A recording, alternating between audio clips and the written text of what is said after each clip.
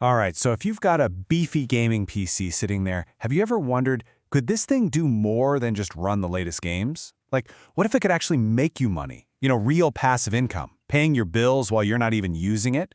Well, that is the exact promise of a project called the Junction AI Network, and today we're going to dig in and see if it's for real. So, let's just cut to the chase. The number that's got everyone talking? A potential earning of over $2,400 a month. I mean, that's a serious chunk of change, right? And the claim is you can get this just by letting your computer do its thing in the background. So, the obvious question is, how on earth does that work? Okay, so the magic behind this whole thing is something called the Junction AI Network. The easiest way to think about it, it's kind of like an Airbnb, but for your computer's graphics card, your GPU.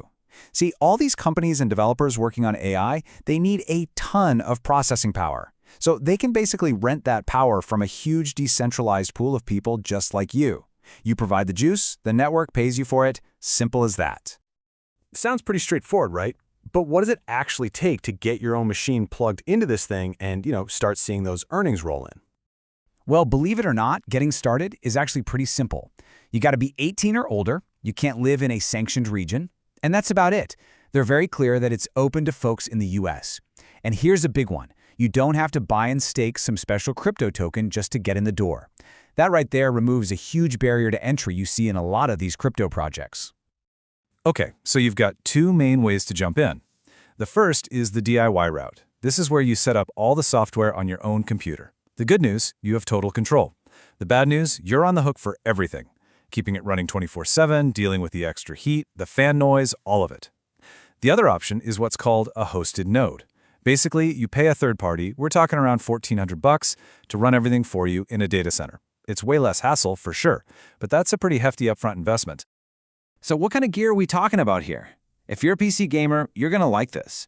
The network is absolutely hungry for high-end NVIDIA GPUs. We're talking the RTX 30 series and the newer 40 series cards. These things are the absolute workhorses for AI processing. So that powerful gaming rig you've got is pretty much exactly what they're looking for. All right, so your GPU's chugging away doing stuff, but how does that turn into actual money in your pocket? Let's follow the cash. It's basically a four-step journey. First, your GPU gets put to work completing AI tasks for the network. As it does that, you start earning rewards. These might be Junction points or JCT tokens.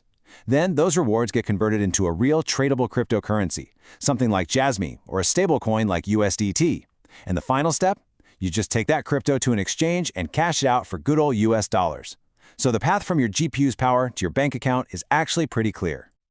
And this isn't all just theory. The potential impact here is real. The project actually launched in Japan first, and the source material we're looking at has these really powerful stories from early users. I mean, check out this quote from a node operator who said the income allowed them to completely pay off their student loans. That just brings it all home, doesn't it? It takes it from being some abstract crypto earning to a totally life-changing result. But you know how it is. Anytime something sounds this good, you've got to read the fine print. So we've seen the big exciting promise, now it's time to dig into the reality of what someone running one of these nodes can really expect. So where in the world did that $2,400 a month number even come from? Well, according to Junction's own marketplace data, a high-end card like an RTX 3090 can potentially earn up to $3.40 an hour. Now that's a really impressive rate, no doubt about it, but the key words there are can and up to. Because in the real world, that best-case scenario gets hit with a few major variables.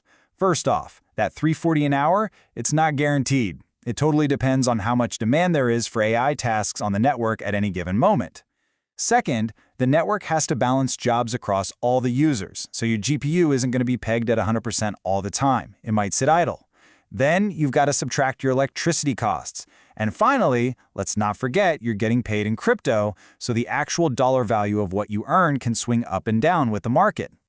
Let's try to put some real numbers on this, just for a day.